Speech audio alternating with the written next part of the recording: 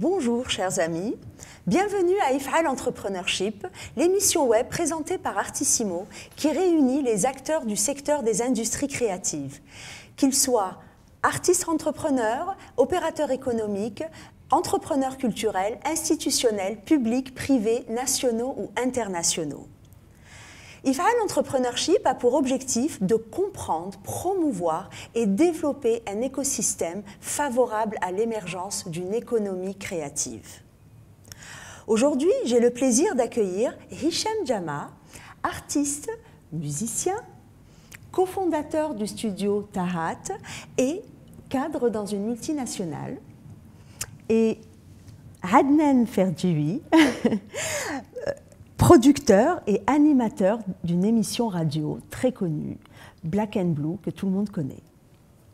Bonsoir. Ravie d'avoir accepté, très heureuse de vous avoir parmi nous à Artissimo. Alors, il se trouve que je vous connais, alors toi je te connais, je connais ton papa, je connais tes frères et sœurs, je te connais.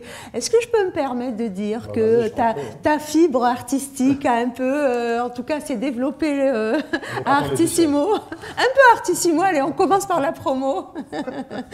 Donc, quand on a ouvert il y a 20 ans, tu avais commencé à faire des cours de guitare, il me semble. Tu veux que j'en parle? Je veux bien. D'abord, merci beaucoup, Zafira, pour l'invitation. C'est toujours un plaisir de partager une discussion avec toi. Donc, qu'on puisse pouvoir la partager aussi à plus grand nombre, c'est encore aussi intéressant. Effectivement, comme tu l'as dit, bon, j'ai commencé, je suis né dans dans un cocon familial qui favorise le milieu culturel, artistique. Et l'une des grandes étapes, en fait, dans ma vie qui m'a fait vraiment embrasser ce domaine-là, c'est mon passage, effectivement, à Artissimo. Artissimo, l'école à laquelle j'ai suivi des cours de guitare, effectivement, mais aussi des chorales. Ah oui, c'est vrai. Donc, j'étais la voix baryton du cœur. Oui, c'est vrai, exactement. Et c'est là, en fait, finalement, où ça a été vraiment un tournant parce que faire de la musique tout seul, chez soi, donc c'est assez monotone et tout ça, pouvoir le partager et développer sa musicalité, le langage musical, entouré de personnes qui partagent la même passion. La même passion, c'est révélé très intéressant. Super. Adnan, en fait, moi j'ai d'abord connu ton frère, qui était le pédiatre de mes enfants, que j'adorais, qui malheureusement n'est plus ici, et qui a aussi pratiqué du saxophone. Et il était très motivé, il quittait le cabinet pour venir faire ses cours, reprendre ses cours à un moment. Et nous avons eu, peut-être que tu ne t'en rappelles pas, l'occasion de collaborer lors d'un festival jeunesse qu'on avait organisé il y a quelques années à Riyad El Fath. Tu étais très sérieux, je pense que ça ne te dit rien, mais nous c'était un événement super qui s'appelait, c'était le festival Chkikoun, que nous avions organisé il y a maintenant une dizaine d'années. Oui. Voilà, et voilà, on s'était vu plutôt de manière professionnelle, mais en tout cas c'était super bien fait. En tout cas, moi je suis contente. Alors je voudrais commencer... Tout d'abord, nous allons aujourd'hui parler de la production musicale et de la médiatisation. Donc le titre de notre émission aujourd'hui, c'est « Industrie de la musique, phase 1 de la production à la promotion ». Si ça vous convient, nous pouvons commencer. Je reviens à toi, Hicham. Alors toi, tu as commencé très jeune et tu as... malgré le fait que tu travailles plutôt dans une multinationale, tu es cadre d'entreprise, mais tu as quand même une formation musicale, tu as ton groupe, tu continues de pratiquer la musique. Est-ce que tu peux nous en parler?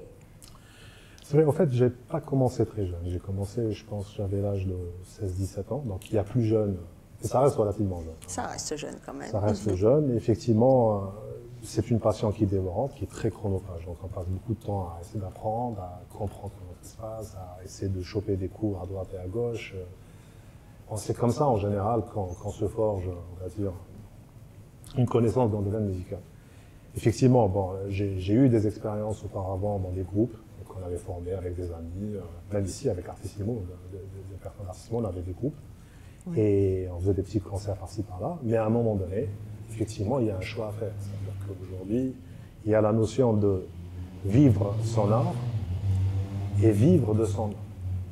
Oui. Ce sont deux aspects radicalement différents. Et c'est un choix... On y reviendra d'ailleurs, mais toi, tu as fait le choix de vivre ton art. J'ai fait le choix de vivre mon art, mais pas forcément de mon art. C'est-à-dire que la vie a fait en sorte qu'on a besoin de vivre, on a besoin de, comment dire, d'avoir une rémunération, de construire sa vie, se marier, acheter une voiture, souvenir à ses besoins. Donc forcément, personnellement, et ça reste mon expérience personnelle, c'est là où j'ai trouvé mon compte, c'est finalement de poursuivre une carrière plus ou moins classique dans le marketing, dans les sales et dans les finances, et sans jamais oublier l'aspect artistique. Donc le maintenir. C'est vrai, il y a eu des années où, comment dire, il n'y avait pas suffisamment de temps, mais je suis très vite revenu à la musique par justement le projet de studio d'enregistrement. Oui, alors on va en parler. Donc le studio Tahat que Exactement. tu as créé avec ton frère Yanis. Voilà, exactement. On a cofondé le studio en 2014-2013. Et effectivement, c'est une aventure qui a pris une certaine ampleur. Grâce à Yanis, effectivement, parce que lui, il est totalement consacré à ça. Il est derrière la création artistique et la production. Et voilà, donc on a baigné dans un milieu où des artistes algériens, on a rencontré plusieurs artistes qui ont réalisé leur musique, produit leur musique. Alors au départ, lorsque vous aviez créé justement le studio, c'était à la base pour en faire votre lieu d'enregistrement. Et c'est par la suite que avec la contribution de Yanis, vous vous êtes professionnalisé. C'est exactement ça. En fait, on est tous les deux en partage de la même passion. On faisait de la musique depuis, même lui, même depuis plus tôt que moi. Il faisait des arrangements, ses premières productions en 1994-95, dès qu'on a commencé à avoir les ordinateurs. Sous DOS, il y avait des logiciels qui permettaient de faire... Ah oui. Donc lui, il le faisait, il avait cette fibre de production. Et voilà, donc on voulait faire d'abord notre propre musique. Mais les choses, en fait, la magie de la chose, en fait, c'est que Yanis avait produit, je me rappelle, c'était, je crois, en 2008 ou 2009, si je ne me trompe pas, un titre pour... il avait produit un titre pour Abdel Driassa et Joe Batori. Ah. Donc ça a fait c'est une forme de fusion qui n'a pas eu grand succès en Algérie, mais par contre, au niveau Maghreb, Tunisie, Maroc, donc ça tournait, et ça a débloqué finalement d'autres opportunités. Donc, effectivement, de fil en aiguille, le projet qui était plutôt personnel est devenu professionnel, et c'est beaucoup plus orienté vers les artistes qui étaient porteurs de projets créatifs. Qui sont les artistes que vous avez accompagnés? Il y en a eu pas mal. Il y en a eu pas mal. Les artistes aujourd'hui qui représentent pour nous, comment dire, nos espoirs, c'est-à-dire de réussite et tout ça. Aujourd'hui, on pense par exemple à Mouhpakou. Donc c'est un jeune musicien qui écrit, qui fait de très bonnes musiques, qui compose et qui fait de très bonnes choses. Donc on l'accompagne sur l'ensemble de ses titres, ou la quasi-totalité de ses titres. Il y a Ayoub Mejahed, qui est une fine plume, c'est-à-dire qui a un don pour la mélodie. C'est-à-dire ce qu'il fait, donc on l'accompagne dessus, mais il y a aussi bon nombre d'autres artistes. Il y a Mohamed Rouane actuellement qui travaille avec nous, on a eu l'occasion de travailler avec Safi Boutella, on a eu l'occasion de travailler avec Aziz et pas mal d'autres personnes, d'autres artistes. Alors, pour comprendre un peu le fonctionnement de ce métier, comment est-ce que votre studio, ou les studios en règle générale, accompagnent les artistes? Quel est le rôle d'un studio d'enregistrement? Très bien, donc en fait, je ne vais peut-être pas parler forcément d'un cas particulier de Tahat, mais on va avoir une vision de plus d'ensemble. Oui. Le métier en général dans un studio d'enregistrement, on l'associe beaucoup plus à de la production. La production, c'est deux grands aspects.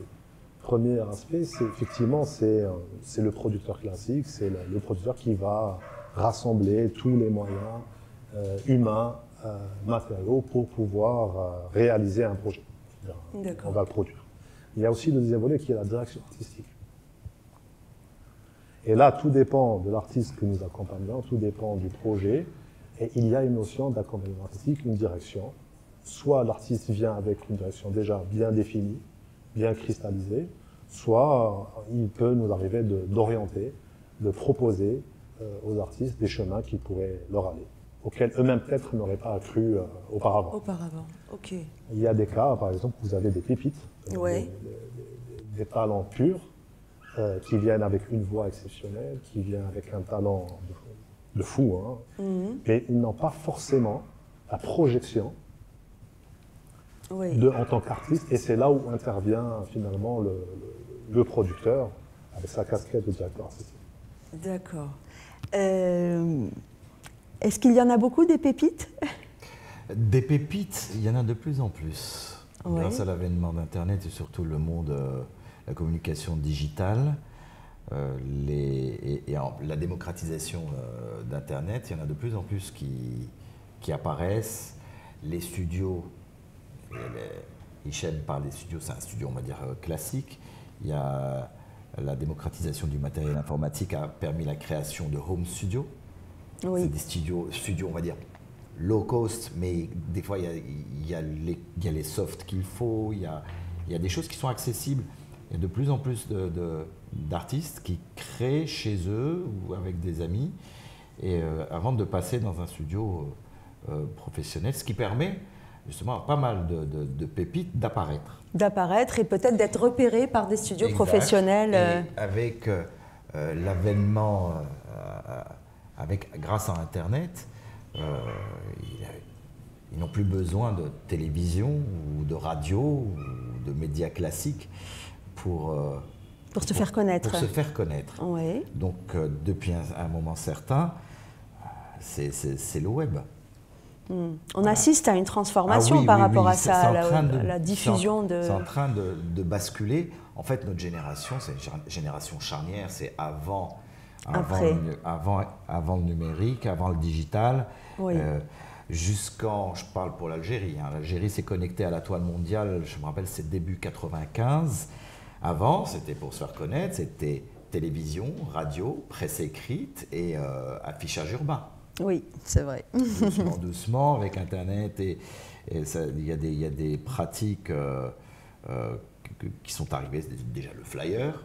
Le flyer très vite a disparu. Alors on va maintenant sortir des flyers, publier des flyers, vous êtes has-been.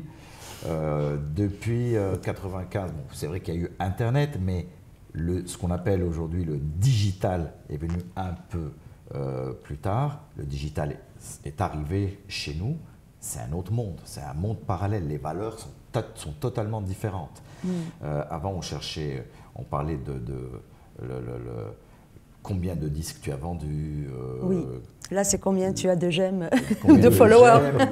Combien de j'aime, combien de clics. Les repères sont totalement différents. Mais effectivement, rien que durant cette année affreuse, je parle de la pandémie, plein d'artistes sont apparus. Je ne peux pas donner de nom comme ça, parce que j'ai pris de cours, mais même avant, il y a pas mal de quand c'était plus ou moins stable sur le plan sanitaire, il y a plein de formations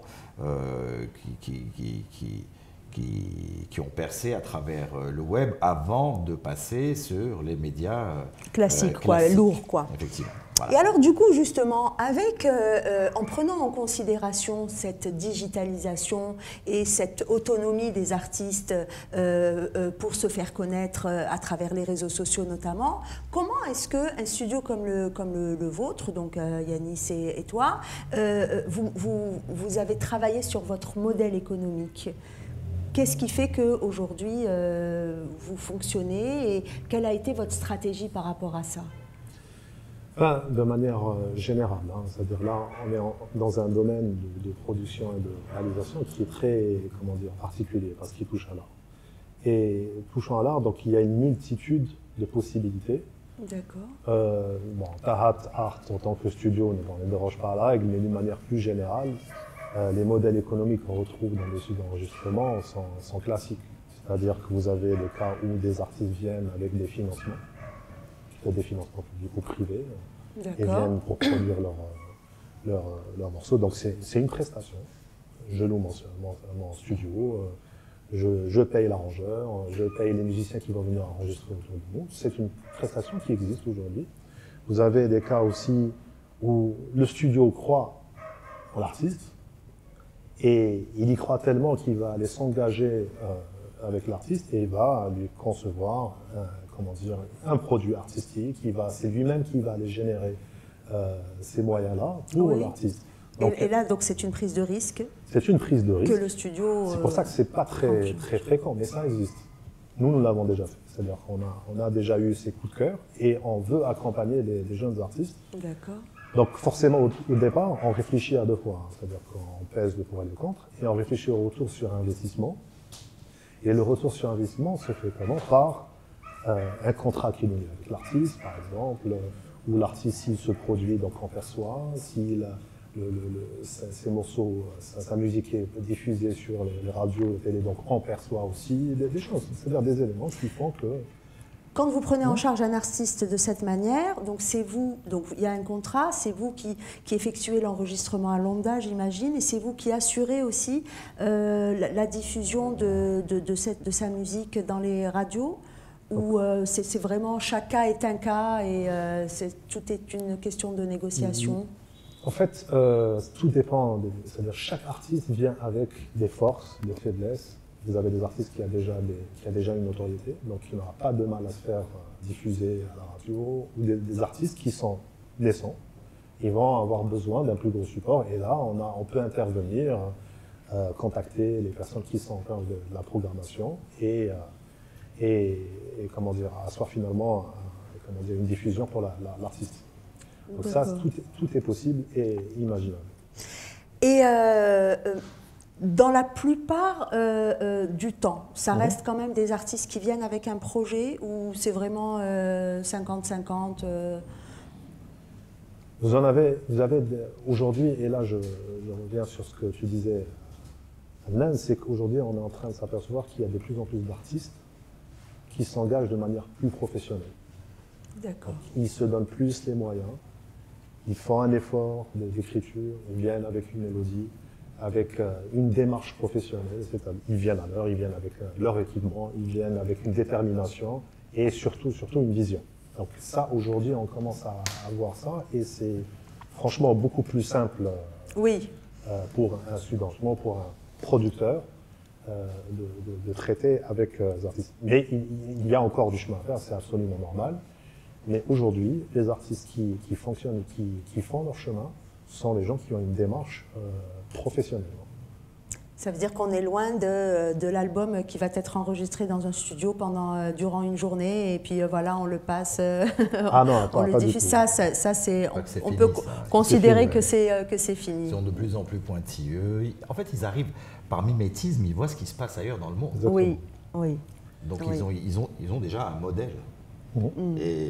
Et le studio leur permet, entre autres, de l'adapter au public algérien, voire aussi pour qu'il ait un minimum de caractère, pour qu'il puisse marcher aussi à l'international. Parce que surtout sur le web, maintenant, c'est fini. Hein. On peut dire juste...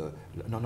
Et puis je pense aussi que l'image est de plus en plus importante. Ça veut dire que le fait d'être sur une démarche professionnelle, l'artiste est conscient que son image vaut quelque chose et qu'il doit la travailler. Peut-être que parfois, ils en font un peu trop pour certains.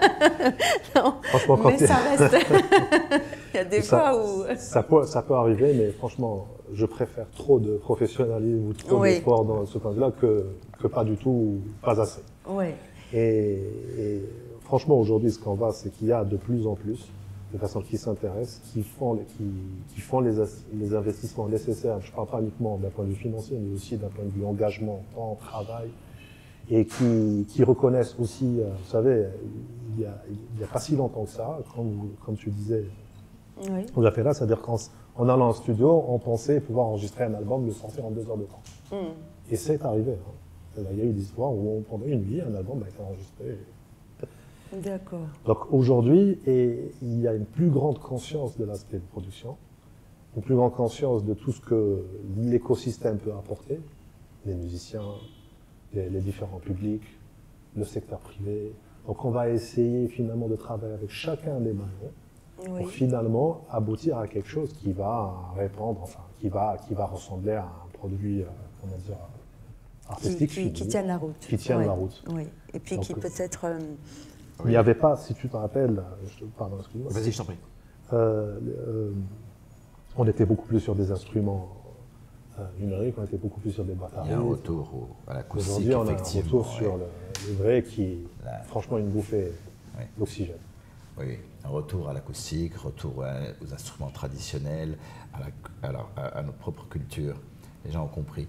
Et en même temps, pour revenir aux artistes, ils font attention pour chaque titre, à leur look, à ce qu'ils racontent. Il faut dire qu'avant, dans les années 80-90, il y avait une cassette ou un CD qui apparaissait. C'est très rare qu'on voyait l'artiste après à la télévision ou interviewé. Là maintenant, non. Ils sont issus d'abord. C'est la génération digitale. Ils savent que pour chaque titre, pour chaque publication, pour chaque chanson, pour chaque parole, le monde est devenu agressif. Surtout que les gens sont cachés derrière l'écran. L'écran, et donc ils vont...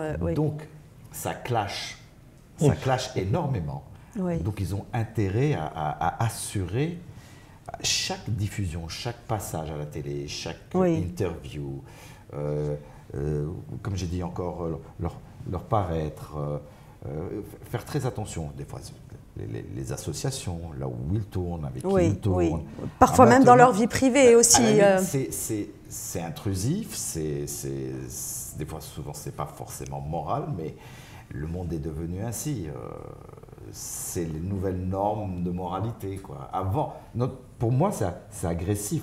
Mais c'est comme ça, c'est comme ça, il faut faire avec. Il faut faire avec. C'est les nouveaux repères, il faut faire avec. Et la génération actuelle, ça lui va très très bien. Oui, elle vit ça. Oui, ils vivent avec. C'est normal pour elle, et ben oui, ok. Oui. Qui aurait cru, il y a 10 ans de cela, c'est-à-dire qu'un artiste en s'enregistrant devant son téléphone, ça existait. Oui. Aujourd'hui, on se retrouve avec des artistes qui s'enregistrent devant leur téléphone, avec des qualités d'image exceptionnelles, avec une lumière, une mise en scène, un décor, un soin du détail. Et ça existe et on le voit aujourd'hui. C'est assez impressionnant. Et qui après, vous retrouvez avec malheureusement des millions de vues. Avant, c'était combien d'albums? Acheter un album, c'est un geste volontaire. On débourse de l'argent de sa poche parce qu'on aime. C'est un signe de qualité claire. Mais de nos jours, c'est un clic. C'est un clic, oui. C'est juste un clic. Après, avec un clic, on peut acheter l'album aussi. Mais aujourd'hui, en Algérie, Mazel. Des fois, il y a des artistes qui sont remarqués juste parce qu'ils ont fait tant de vues. Ils n'ont pas encore d'album.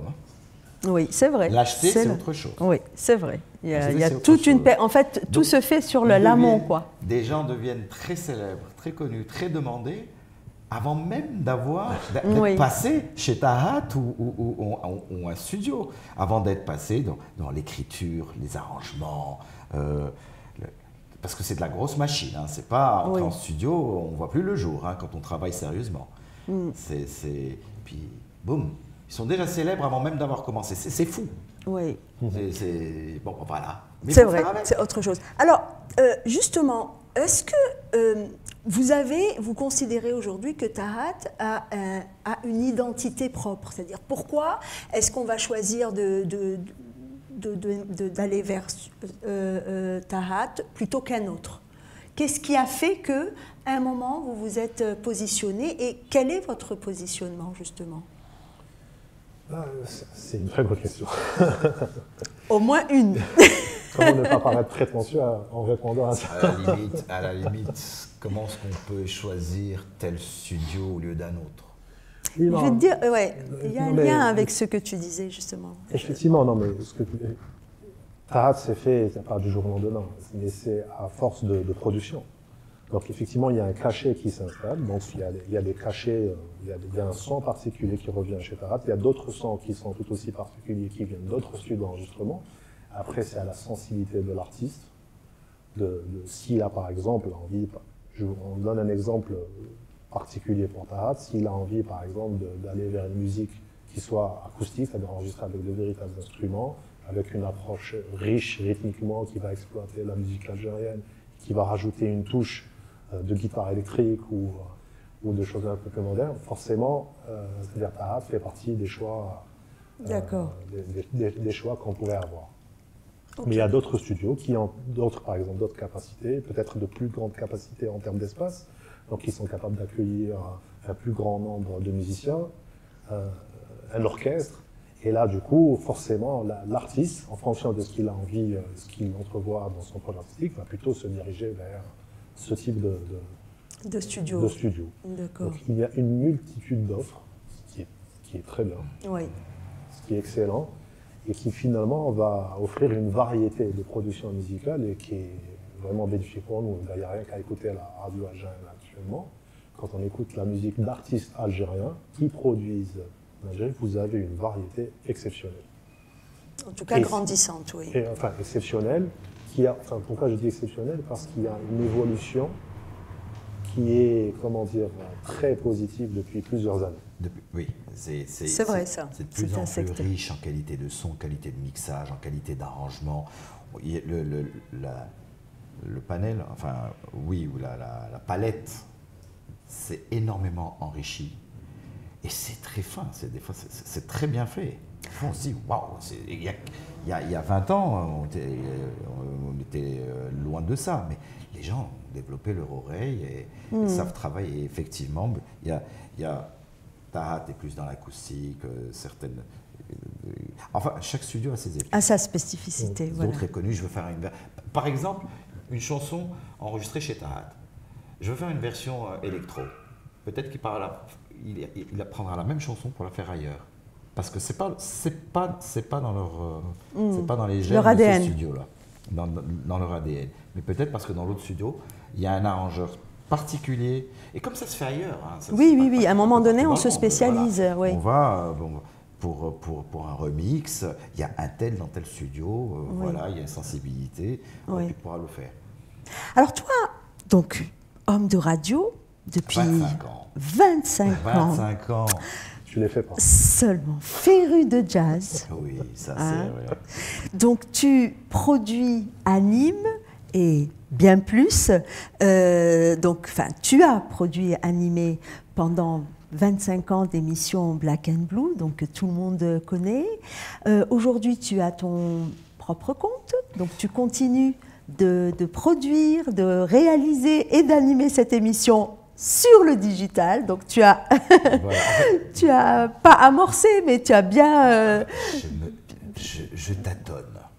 Enfin, tu tâtonnes, c'est ce que tu m'as dit au téléphone, mais là, quand même, tu es bien présent et tu assures bien. Donc ta transformation digitale, elle est faite là. Pas encore, parce que je me pose souvent des questions. Effectivement, il y a eu Black and Blue, de la radio pendant 25 ans, Black and Blue.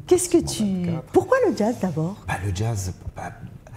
adolescent, j'ai écouté, jusqu'à un stade, j'ai écouté beaucoup de choses, j'ai écouté tout, puis doucement, à un moment donné, ça tournait en rond, il y avait des paroles, c'est toujours la même chose, puis je suis tombé sur un style musical, et puis il y avait tout.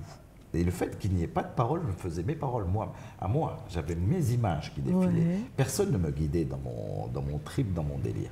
Bon, ça, c'est l'approche naïve, mais doucement, c'était la qualité des musiciens, c'était énorme. Je découvrais des talents, des musiciens qui communiquent entre eux. Dans le jazz, on parle de phrases.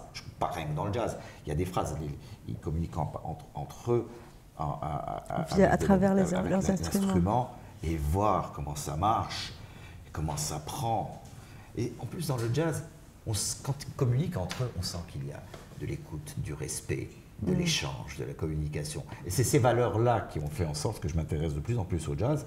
Bon, bien sûr, ça a commencé par le jazz américain, européen, puis je découvre du jazz oriental, du jazz latin, puis après aller plus loin, ce qu'en Europe ils appellent la world music, musique du monde. Non, dès que les Européens n'arrivent pas à comprendre ils appellent ça musique du monde, ça c'est vrai. Ils n'arrivent pas à placer ça dans une case pour pouvoir le vendre, ils appellent ça world music. C'est vrai. Donc, des choses qui viennent d'Asie. Alors, le continent, on n'en parle pas, c'est énorme. Ouais. C'est hyper riche. Donc, doucement, l'émission, c'est devenu... Il y a un public algérien initié ou est-ce que ton émission a participé ça, je vais commencer par cette question. Je suis très heureux, en 25 ans, super. Il y a une génération. Ouais. Et ça m'est arrivé plusieurs fois de rencontrer des gens, vous savez, j'étais étudiant et je vous écoutais à l'époque, et maintenant, des gens qui sont retrouvés à bosser avec nous, voilà. à la radio, mais 20 ans après. Mais c'est-à-dire qu'il y a une génération Black and Blue, ça j'en suis très fier. Ouais. Et, mais pour parler, est-ce qu'il y a des initiés? Jazz, proprement jazz, il y en a sûrement moins qu'avant. Avant, effectivement, jazz, mais c'est un jazz plus ou moins. On a la chance d'être à la croisée des chemins. L'Europe est là, le Moyen-Orient est là, on a une ouverture depuis longtemps sur l'Amérique latine, et le continent, on y est. On est africain avant même d'être algérien. Et donc, on a la chance de recevoir du son de partout. On est très, très riche en termes d'oreilles, culturellement. Donc, les Algériens des années 70, 80 jusqu'à 90, quand vous tombez sur des amateurs de jazz, c'est des amateurs de jazz. Oui. Avec le temps, dans les années 90, à la fin des années 90, il y a eu des groupes comme l'ONB. Ouais. Puis après, en parallèle, il y a eu Index. Puis après, il y a eu d'autres groupes qui sont arrivés, qui se sont appropriés toutes les tendances et ont créé leur son. Sur un titre, on peut trouver du targhi, on peut trouver du gnawi, on peut trouver du blues, du jazz, du reggae et du rock. Et après, on joue avec des techniques dans les arrangements, on peut mettre des choses qui les font croire que c'est du jazz. Et tout ça passe très très bien ensemble. Ça donne un jazz algérien. C'est de la musique actuelle algérienne. Ouais. C'est quoi? C'est du rock? C'est à toi de voir, comme tu veux, comme tu le sens. C'est ça qui est formidable. Mais est-ce qu'il y a beaucoup de musiciens algériens? Jazz. Voilà, catégorie jazz. Jazz. Catégorie jazz. La plupart sont partis d'Algérie pour développer leur style. Ouais. Malheureusement, le module de jazz à l'Institut national supérieur de musique, c'est juste 2 jours. Ah, voilà. Ça c'est une bonne question. C'est juste, sur la voilà, formation. il y a ça, un style de musique qui s'appelle jazz. Il y a les quelques codes, les quelques caractéristiques du jazz, mais pour le développer, non. Sauf pour revenir au public actuel, il y a par exemple un concert, les gens vont venir pour un concert de Kalim Zied, un batteur algérien, une icône maghrébine de la batterie et des percussions. Beaucoup vont venir pour écouter parce qu'ils aiment la batterie. D'autres parce qu'ils aiment le style gnawi, d'autres parce qu'ils aiment le jazz, d'autres parce qu'ils apprécient Kalim, ou pour les musiciens qui sont venus avec. Le public vient pour une raison particulière. Mais les gens viennent, mais les gens sont curieux. En fait, il y a plus de la curiosité, qu'un véritable public initié aujourd'hui. Les gens sont encore ouverts. D'accord. Effectivement. Si tu permets, il y a des... Comment dire, il y a eu pendant les dernières années des initiatives, il y a eu des projets, des groupes, des personnes qui ont réellement se sont investis dans des projets de jazz, des albums. Je pense à plusieurs. Il y a Nunos par exemple, qui a un album de jazz qu'il faut souligner. Il y a des groupes comme Madar, Injaz et Ferria Spirit qui vont vers le jazz, même si ça ne ressemble. Groupe Madar, entreprise. Non, Madar c'est un groupe de jazz qui a existé à un certain moment. Voilà, je ne le connais pas parce qu'ils sont sur un projet de musique et en ce moment, je me disais, il n'y a rien de jazz là-dessus. Donc, effectivement, il y a des initiatives. Il y a eu des initiatives, c'est ça qui est terrible. C'est ce qui est difficile. Et tu vois, moi, je ne connaissais pas du tout. Oui, non, il faut savoir qu'ils s'investissent, c'est beaucoup de temps, c'est beaucoup d'investissement. En général, ils apprennent par eux-mêmes. Ça se fait par Internet ou, comme tu dis, ils vont payer des formations à l'étranger pour... Pas suffisamment de formation. C'est très difficile, mais il vient quand même avec une initiative. Je pense que ça a salué comme effort. Et je reviens à ce que tu disais, où tu définissais le jazz comme étant un échange. Entre autres. En échange. C'est-à-dire que le jazz a évolué même aux États-Unis, en Europe, à travers l'échange. Donc il y avait une multitude de points de rencontre où les musiciens pouvaient parler, discuter, le fait, jammer. Et le problème chez nous, c'est que tous les groupes que Hichem a cités, c'est qu'à un moment donné, il y a eu une fenêtre. Il y avait encore cette tradition du jazz en Algérie. On est à quelle période? Fin des années 80, là? On est fin 80. Ça jouait énormément, ça jouait énormément. En 90, il y avait des clubs, ça jouait dans les restaurants, ça jouait, il y avait des endroits où ça jouait, les gens pouvaient jamais se développer. Ça s'est arrêté. Rencontrer des musiciens, des amateurs de jazz et développer. Puis doucement, il faut dire aussi qu'on a eu droit, malheureusement, aux 10 ans, une décennie noire qui a cassé énormément de choses. Et les groupes, pour tenir le coup, c'était pas évident. Il y a des groupes qui ont disparu parce qu'ils n'avaient pas un local, n'avait plus d'endroit pour répéter. Oui, c'est vrai. Et un groupe, c'est du matériel. À l'époque, on ne trouvait pas des cordes. Les cordes de guitare, il fallait les ramener d'ailleurs, on ne les trouvait pas ici en Algérie. Mais de nos jours, bon, ça va, je pense qu'il y a ce qu'il faut. Beaucoup de groupes se sont cassés la figure parce qu'ils n'avaient ni les moyens, ni le temps. Après, les gens grandissent, il y a la vie. Il y a la vie privée, il y a après qu'est-ce que je fais comme au départ, vivre de son art ou... Alors, c'est une bonne transition parce que finalement, lorsqu'on décide de vivre de son art, quelles sont les différentes voies pour exister ?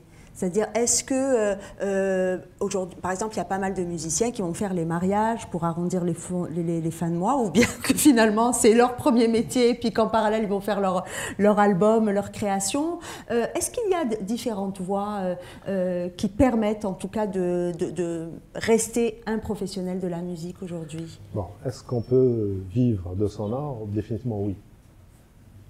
Est-ce qu'il y a une voie ? Moi, je pense qu'il y en a des dizaines de voies. Parce qu'effectivement, tu viens de citer l'exemple d'être artiste et de travailler dans le cadre de mariage. C'est une industrie qui se porte très bien, à part le piano. C'est un chemin. Vous pouvez aussi avoir une démarche artistique proprement dite, c'est-à-dire aller composer et vendre et promouvoir et vendre votre produit artistique en tant qu'artiste. C'est une autre voie. Vous pouvez accompagner un artiste. C'est une voie aussi. Vous pouvez être guitariste, batteur. Quand il y a une tournée, moi je m'accroche. Je fais partie de l'équipe et on fait la tournée, on accompagne l'artiste. Ça aussi, c'est un chemin. Vous avez des artistes qui peuvent aussi prendre le chemin de l'arrangement, composition, être plutôt dans l'ombre, mais comment dire, produire beaucoup. Et finalement, ces gens-là, on n'en parle pas beaucoup, mais Dieu sait qu'il y en a beaucoup en Algérie. Ils font beaucoup de travail. Et bien sûr, vous avez aussi tous les métiers qui sont autour, c'est-à-dire tout l'écosystème, c'est-à-dire la personne qui va aller s'occuper de la technique son, l'ingénierie son, le booking artistique. Il y a plein de métiers aujourd'hui qui peuvent permettre de vivre dans ce domaine-là.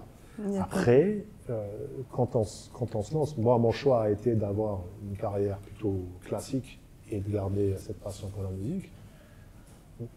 Maintenant, quand j'y pense, je me dis que finalement, ça reviendrait même si j'avais pris pleinement cette vie de musicien, parce que pour vivre de la musique, il faut avoir une rigueur professionnelle.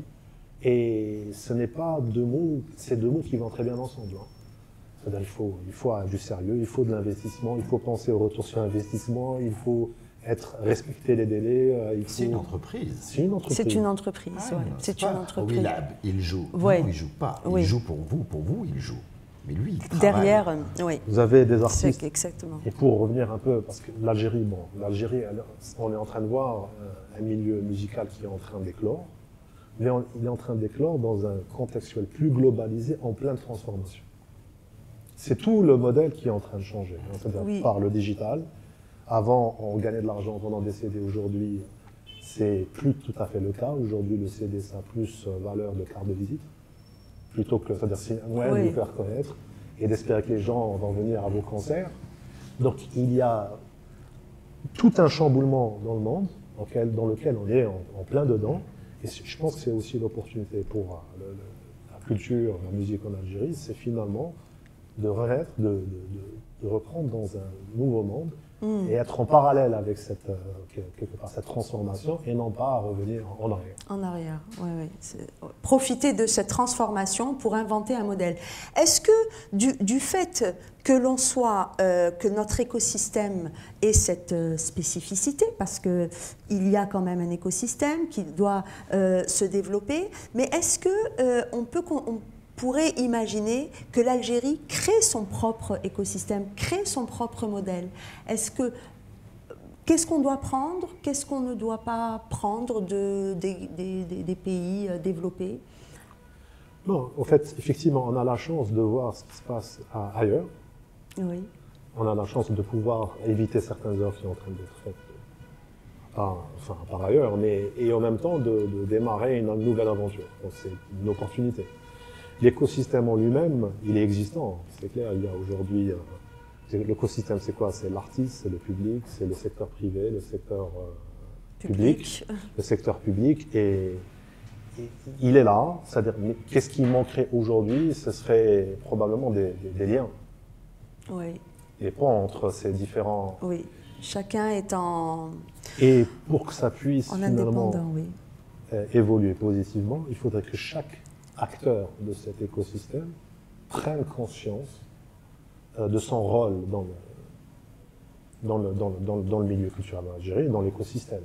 À partir du moment où le musicien comprend, par exemple, quel est l'intérêt pour une entreprise privée, par exemple, de sponsoriser ou d'investir, financer un projet artistique, il y aura davantage plus de connexions. Tout à fait.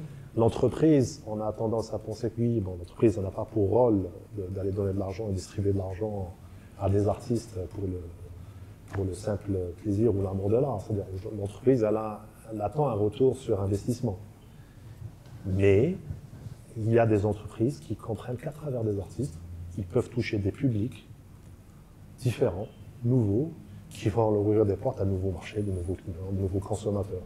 Donc, si on trouve les bonnes jonctions, les bons liens, il n'y a aucune raison de penser que ça ne marcherait pas. Au contraire. D'accord. Il y a des sociétés où les entreprises, les compagnies doivent allouer un pourcentage de leur budget à la culture. Oui. Et ce pourcentage-là est déduit des impôts. Alors, tu parles de mécénat. Est-ce que tu parles d'Algérie d'abord ou Non, pas d'Algérie. Ah, d'accord, parce qu'en Algérie... C'est une idée. Oui, ailleurs, voilà, ok, d'accord, mais ils ont un budget. Bien sûr. Et les artistes, généralement, vont taper, ils savent que dans toutes les entreprises, il y a les sociétés, les compagnies, il y a un budget en avant, mais ils doivent travailler parce qu'il y a une association d'image, il faut qu'ils adaptent.